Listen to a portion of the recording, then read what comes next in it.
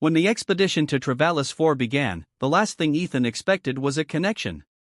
He'd signed on for the science, the thrill of exploration, and the paycheck that would keep him afloat.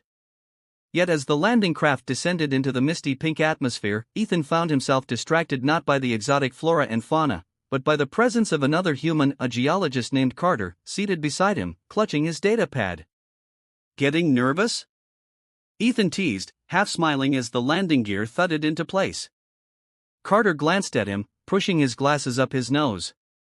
"Not nervous. Just ready to get to work." Ethan knew better. First landings were never simple, and Carter had made it clear during the journey that this was his first off-world assignment. For Ethan, this was old hat. He'd been to 3 other planets and had seen enough alien landscapes to know that nothing ever went quite according to plan. "Relax," Ethan said as the doors hissed open. "It's just another job." Stepping onto the coral pink sands, the team spread out, setting up their equipment. Ethan and Carter walked toward a nearby rock formation, their boots crunching softly. The cliffs rose high, glittering faintly in the hazy sunlight. "Looks like quartz, but the readings," Carter shook his head, holding a scanner toward the rocks. "This isn't anything like Earth quartz. I need a closer look." Ethan nodded, watching as Carter reached for a chisel and started scraping a sample. The air was thick with unfamiliar scents, the subtle hum of life almost palpable. This was why Ethan kept signing up for missions. No 2 worlds were alike, and every step felt like a small adventure. "So," Carter began, breaking the silence, "you've done this a lot?" "3 times before. Nothing quite like Travalis, though." Carter let out a low whistle. "I heard the last place you went was basically a dead rock." "Pretty much," Ethan admitted. "No life, just some ancient ruins. But even a dead rock has its stories." They fell into a comfortable rhythm, Carter analyzing samples while Ethan recorded observations and kept an eye on the perimeter. It was simple work, but satisfying in its own way. Hours passed, the sky shifting through hues of orange and lavender, and soon the team returned to their makeshift base camp to share findings and discuss the day's progress. Over dinner, Carter's nerves seemed to settle. He and Ethan sat on collapsible stools around a portable heater, eating bland rations that somehow tasted better under an alien sky. They chatted about their previous work, the quirks of their crewmates, and the peculiarities of Travalis. "Okay," Carter said, gesturing with his fork, "what's the strangest thing you've ever seen on one of these missions?" Ethan leaned back, rubbing his chin. "Once, on Erebin, we found this structure. Like a giant stone pillar, smooth as glass. No idea who built it, no markings, nothing. Just stood there in the middle of a desert. Gave me the creeps." Carter shuddered. "Yeah, I don't think I'd want to run into that. I'm more into rocks than ruins." "Fair enough," Ethan chuckled. "Stick with what you know." The 2 men laughed easily now, the initial tension long gone. It felt good to have someone to talk to, especially out here on the edge of the known galaxy. Even after the meal ended, they lingered by the heater, watching the stars emerge in Travalis's oddly hued sky. As the days turned into weeks, Ethan and Carter's partnership grew stronger. They often paired up during fieldwork, sharing observations and theories about the planet's unusual geology and faintly bioluminescent plant life. They debated what had shaped the cliffs, what caused the air to shimmer at dusk, and why some of the plants seemed to respond to their presence. "Do you think the plants are intelligent?" Carter asked one afternoon, crouched beside a cluster of glowing, fern-like growths. Ethan shrugged. "Intelligence a strong word. Maybe they're just reacting to movement." "Still," Carter said, standing up, "it's almost like they're watching us." Ethan smirked. "If they are, let's hope they like what they see." Their friendship deepened as they tackled each new mystery together. They discovered a network of underground caves, their walls glistening with crystal formations that emitted a faint hum. They braved sudden downpours of glittering rain that left their suits coated in fine, metallic particles. They even stumbled upon a massive, shimmering lake that reflected the sky so perfectly it was hard to tell where the horizon ended. One evening, after a particularly long day, they sat on a rocky outcropping overlooking the camp. The air was cool, and the twin moons cast long shadows across the landscape. Carter handed Ethan a small flask of something strong, smuggled aboard in defiance of regulations. To surviving Travalis, Carter said, raising the flask. To surviving each other, Ethan replied, grinning as he took a swig. They sat in companionable silence for a while, the flask passing back and forth. Carter seemed more relaxed now than Ethan had ever seen him. It was as if the stress of the mission had finally melted away, leaving only the simple joy of discovery. "I never thought I'd end up out here," Carter admitted quietly. "Back on Earth, I was just another grad student trying to make a name for myself." Ethan glanced at him. "And now?" Carter stared at the horizon, his expression thoughtful. "Now I'm part of something bigger. I don't know if I'll ever figure out all of Travalis's secrets, but it's nice to be part of the team." Ethan nodded, understanding the feeling all too well. He'd started these missions for the money and the thrill, but somewhere along the line, it had become more than that. It wasn't just about the discoveries, it was about the connections they made, both with the alien worlds and with each other. In that moment, with the moons above and the strange planet stretching out before them, Ethan felt a quiet sense of contentment. Whatever challenges lay ahead, he and Carter would face them together, a team forged by curiosity and the unyielding drive to explore the unknown. A pale lavender haze hung over the fields as Ethan and Carter trudged toward their next survey site, their boots crunching on the gravelly terrain. The air was rich with the faint scent of metallic flora, the glowing plants lining their path pulsing softly, as if in time with the wind. It was their third week on Travalis 4, and by now they'd settled into a comfortable rhythm, Ethan leading the way with Carter following close behind, the geologist still clutching his trusty datapad. "I'll bet you 2 ration packs that I can identify whatever that rock formation is before you," Carter said, gesturing toward a ridge of jagged spires in the distance. Ethan smirked. 2 packs? You're feeling pretty confident." "Hey, I've been studying these things non-stop," Carter replied, his voice rising above the faint hum of the environment. "Give me some credit." "All right," Ethan said, stepping around a low-hanging branch covered in bioluminescent moss. "But if you lose, I get your chocolate bars too." Carter groaned. "That's extortion." "No, that's the price of overconfidence," Ethan said with a grin. "You in or not?" "Fine, deal." Carter rolled his eyes but held out his hand. Ethan shook it firmly, the friendly wager set. The spires loomed larger as they approached, their surfaces glittering faintly in the soft light of Travalis's twin suns. Ethan slowed his pace, scanning the formation with a practiced eye. Carter crouched down beside a fragment that had crumbled at the base, his scanner already whirring to life. "This has to be igneous," Carter muttered, tapping the pad as he adjusted the scanner's settings. "Maybe something like..." Ethan cut him off. "You're focusing too narrow. Look at the layering near the base. That's sedimentary deposition." Carter frowned, turning his attention to where Ethan pointed. "Sedimentary? But that doesn't make sense given the mineral composition." "Sure it does," Ethan said. "You're just not used to how things are here. This planet's weather patterns are more chaotic. That layering could come from multiple floods carrying sediment, solidifying over time." Carter's brow furrowed, his fingers moving swiftly across his datapad as he cross-referenced charts and tables. "Ha! Okay, maybe you're onto something. But it still doesn't explain." Before he could finish, a sharp, keening sound broke through the ambient hum of the planet. Both men froze, scanning the horizon. The noise was faint, almost like a whistle carried on the wind, but it was unlike anything they'd heard so far on Travalis. "What the hell was that?" Carter asked, standing up and glancing around nervously. Ethan shook his head. "No idea. But let's keep moving. Whatever it is, I'd rather not stick around to find out." The two picked up their pace, heading toward a nearby ridge where they'd marked the next survey point. The sound faded as they climbed, but the tension lingered, unspoken. As they crested the ridge, they found themselves overlooking a vast expanse of shimmering fields. The plants here were taller, their colors more vivid, and the glow they emitted was stronger, casting an eerie, otherworldly light. "Beautiful," Carter said softly, his earlier nerves seemingly forgotten. Almost makes you forget about that weird noise. Almost, Ethan agreed, his hand resting on his sidearm.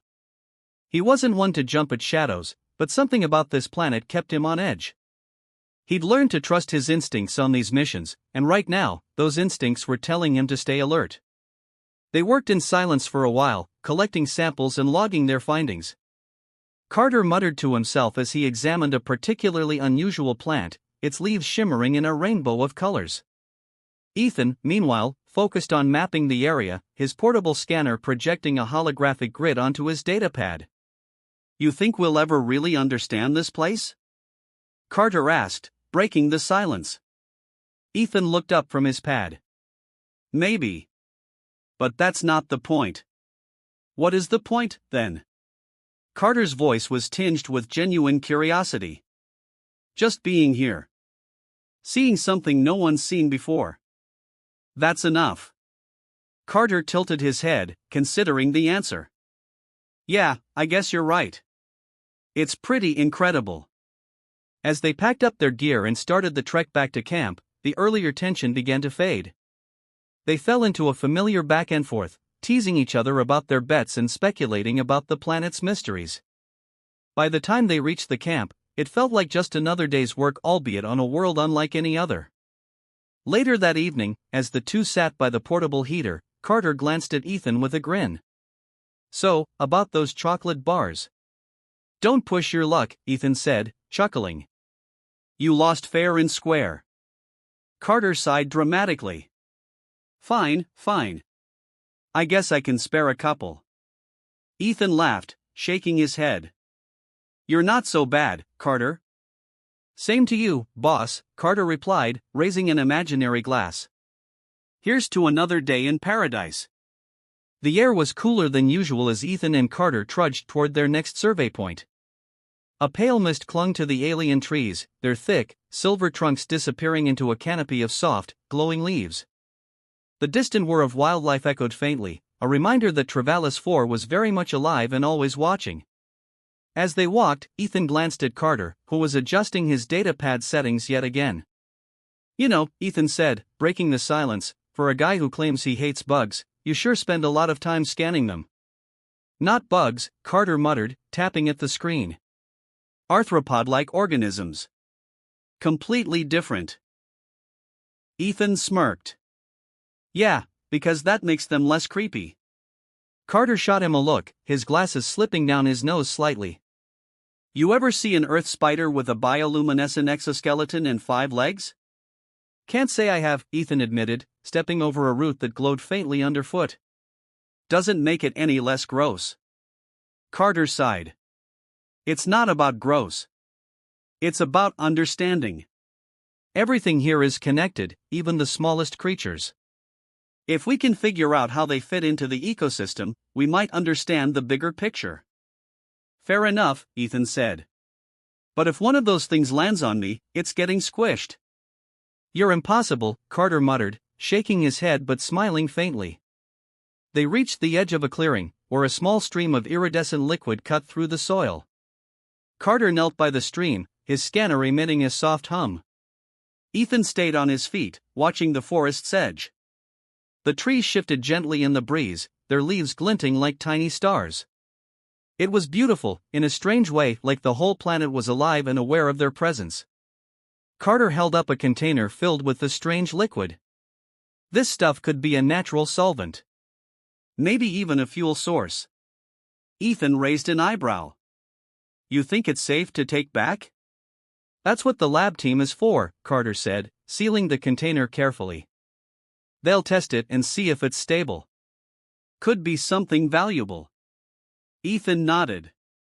"Just make sure it doesn't eat through the sample case." "I'd rather not lose another set of gloves." Carter laughed. "One time. That happened one time." "Still counts," Ethan said, grinning as they packed up and started back toward the camp. As they walked, the mist thickened slightly, making it harder to see more than a few meters ahead. Ethan slowed his pace, scanning the surroundings more carefully. Carter, engrossed in his readings, nearly bumped into him. "What's up?" Carter asked, looking around.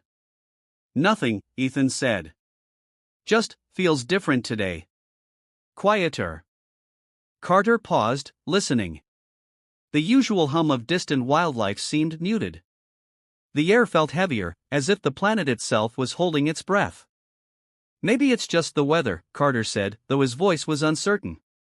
Yeah, Ethan replied, though he wasn't convinced. Let's pick up the pace. They moved quickly, their boots crunching softly on the soil. The forest around them seemed to shift, the glowing leaves casting faint, moving shadows. Ethan kept his hand close to his sidearm, even though he knew it probably wouldn't help if something went wrong. Do you ever think about what it would be like if we actually met someone here? Carter asked suddenly, breaking the tension. Ethan glanced at him. You mean intelligent life? Yeah. I mean, we found their structures, those ruins. But no people. No signs of recent activity. What if we did run into someone? Ethan considered the question. I'd like to think we'd find a way to communicate. Find common ground. You really think that's possible? Carter asked. Why not? Ethan said. Every intelligent species has to start somewhere. Maybe they're not that different from us. Or maybe they're so different we can't even begin to understand them, Carter said. What if they see us as a threat? Or just irrelevant? Ethan shrugged. Then we'd have to figure out what they value, what they care about. Communication's never easy, but it's always worth trying. Carter nodded slowly, his expression thoughtful. I guess you're right. Still, it's hard to imagine. Talking to someone who's completely alien. Yeah, Ethan said. But if we can figure out how this planet works, how everything connects, maybe we'll understand the people who lived here too. Or still live here. They continued in silence for a while, the mist gradually lifting as the clearing ahead came into view. The camp's low structures and faint lights were a welcome sight, and both men let out quiet sighs of relief. As they approached, Carter spoke again. You know, you're not as cynical as you let on. Ethan looked at him, surprised. What makes you say that? You talk like you believe we'll find common ground with anything. That takes a certain amount of optimism. Ethan chuckled. Maybe. Or maybe I just want to believe it's possible. Doesn't mean I expect it to be easy. Carter grinned. Still, it's nice to know you have a heart under all that sarcasm. Don't get used to it, Ethan said, smirking as they stepped into the camp's perimeter. They dropped off their samples at the lab tent, then headed to the mess area for a much-needed meal. The camp was quiet, most of the crew already asleep or busy analyzing data. Ethan and Carter sat at a small table, sharing a pot of rehydrated stew. You think this place will ever feel normal? Carter asked, stirring his food. Doubt it, Ethan said. But that's part of the appeal, isn't it? If it ever felt normal, it wouldn't be worth being here. Carter nodded, taking a bite. Fair point. They ate in companionable silence, the faint hum of the camp's power generators the only sound. For all its challenges and strange moments, Travalis 4 had a way of bringing people closer, human or otherwise. And as Ethan and Carter finished their meal, the weight of the planet's mysteries seemed a little lighter, at least for now. Ethan and Carter stood at the edge of a vast chasm, its walls shimmering with faint blue light. The cavern they'd been following had opened into this enormous void, stretching so far into darkness that their headlamps barely made a dent. Remind me again why we're here, Carter said, adjusting his scanner. The glow of the cavern walls reflected off his glasses, giving him an otherworldly appearance. Ethan glanced at him, amused. Because you insisted there was something down here. Some kind of anomaly in the mineral readings, remember? Right, Carter said, frowning at his scanner. I didn't think it would look like this. Ethan chuckled. What did you expect? A neon sign that says important alien stuff this way? Maybe something a little more subtle, Carter replied dryly, stepping closer to the edge. He directed the scanner's beam down into the darkness, its green light bouncing off crystalline formations embedded in the chasm's walls. It's not just the minerals. There's a pattern to the way these crystals are forming. Ethan peered over his shoulder. What kind of pattern? Carter hesitated, then tapped a few buttons on the scanner. It's almost like a lattice. Not random, but ordered. Too regular to be natural, at least not entirely. Ethan leaned closer. You're saying someone made it? Maybe. Or something. Carter shrugged. I don't know yet. That's the problem, these readings are incomplete. Ethan nodded, stepping back from the edge. Alright, so how do we get the data you need? Good question, Carter muttered, scanning the chasm again. We'd need to get closer to those crystal clusters down there.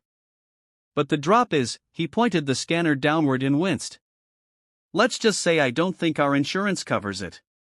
Figures, Ethan said. He shone his headlamp across the cavern, searching for any hint of a safe path. What about that ledge over there? He asked, pointing to a narrow outcropping about 10 meters below them. It looks stable enough. If we can get down there, you might be able to get a better reading. Carter hesitated, then nodded. It's risky, but it might work. We'd need to anchor a rope, though.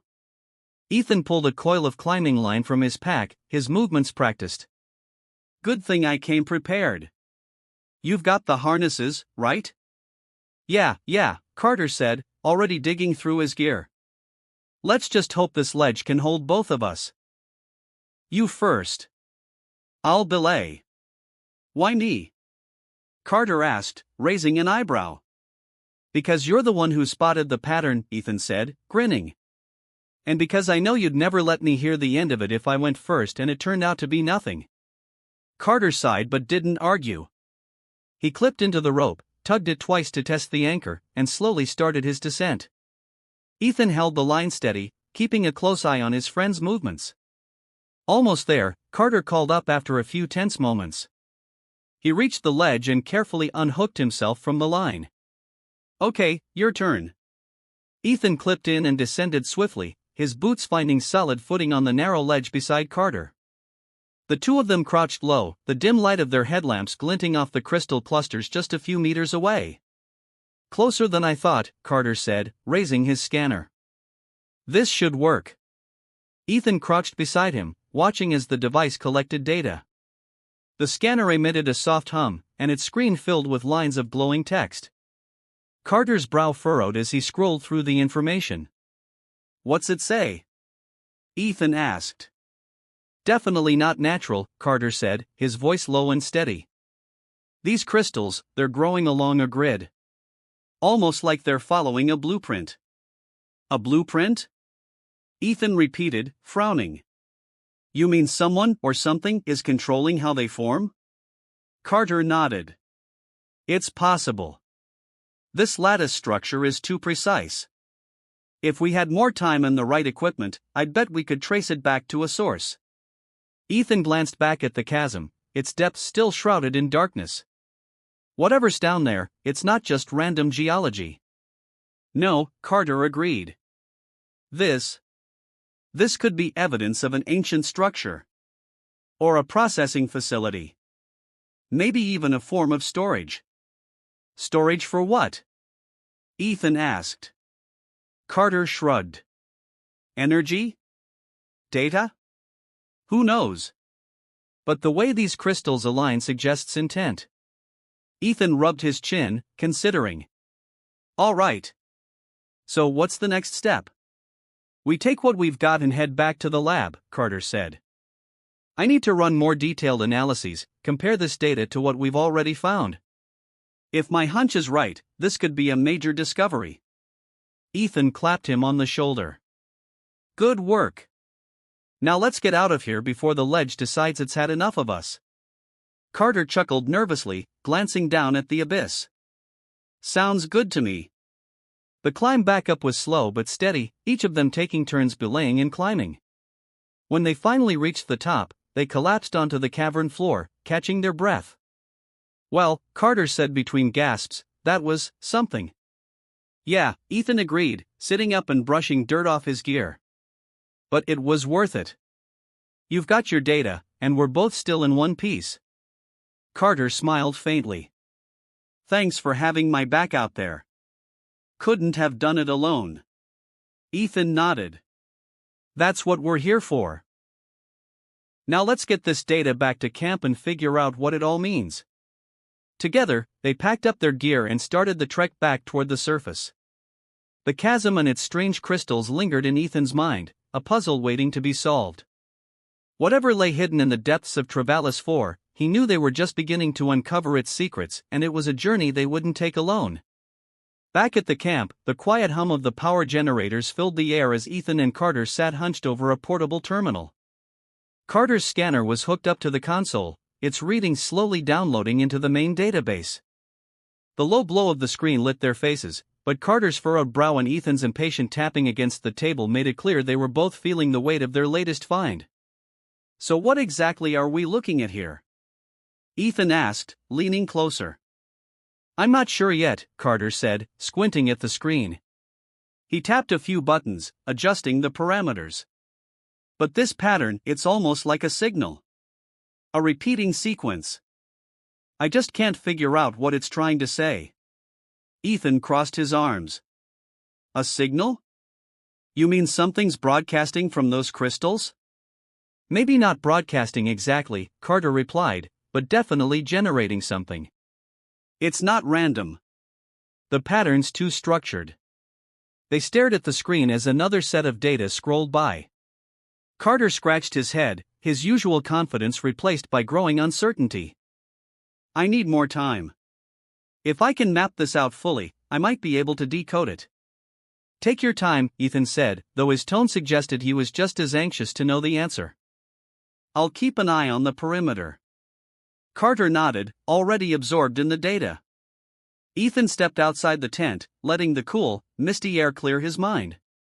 The camp was quiet, with most of the team asleep or working silently in their own stations. The faint glow of the alien foliage surrounded the clearing, casting an almost dreamlike light across the ground. Ethan? Carter's voice called from inside. You should see this. Ethan turned back and ducked into the tent. Carter was pointing at the screen, his finger hovering over a section of the data. It's not just a pattern, Carter said. It's layered. Like there's more than one signal overlapping. And here, look at this sequence matches one of the older readings we got from the ruins. Ethan's eyes narrowed. You're saying the crystals and the ruins are connected? Could be, Carter said, his voice rising with excitement. If we can isolate each layer of the signal, we might find. I don't know. Coordinates, instructions, maybe even a message. Ethan pulled up a stool and sat beside him. All right. What's the next step? We need to isolate the frequencies, Carter said. It'll take some time, but if we can separate the layers. Ethan held up a hand. Okay, let's get practical. Do you have everything you need here, or do we need to go back out there? Carter hesitated, then nodded. I think I can do it here. I'll need to run this through the lab's processors, but I don't think we need more samples yet. Good, Ethan said, leaning back. I'm not eager to go dangling over another chasm anytime soon. Carter chuckled. I thought you were the fearless one. Fearless doesn't mean stupid, Ethan said, smirking. Let's focus on what we've got. They worked late into the night, their conversation shifting between technical explanations and light-hearted banter. Ethan often found himself asking Carter to explain the science in simpler terms, prompting Carter to grumble but comply. Despite the complexity of the task, their back and forth kept the mood light and productive. I don't know how you keep all this straight in your head, Ethan said at one point, watching Carter manipulate a complex waveform on the screen. It's just patterns, Carter said.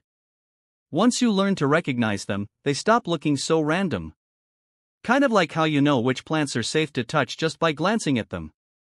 Ethan shrugged. That's more instinct than pattern recognition.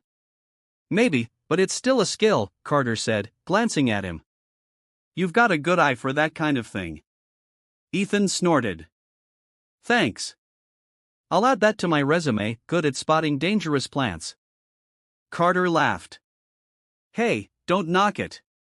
You've saved me from a few nasty rashes. Their laughter died down as they focused again on the screen. Carter's fingers flew across the keyboard, tweaking settings, adjusting parameters, and running simulations. Ethan watched silently, his patience growing thinner by the minute. Carter, he said finally, we've been at this for hours. Are we close to something, or are we just chasing shadows? Carter sighed, sitting back in his chair. I don't know. I thought I was getting somewhere, but every time I think I've isolated the signal, it just slips away. I think I need a fresh approach. Ethan rubbed his face. All right. Then we step back, take a break, and come at it again in the morning. Carter looked at him, surprised. You're suggesting we take a break?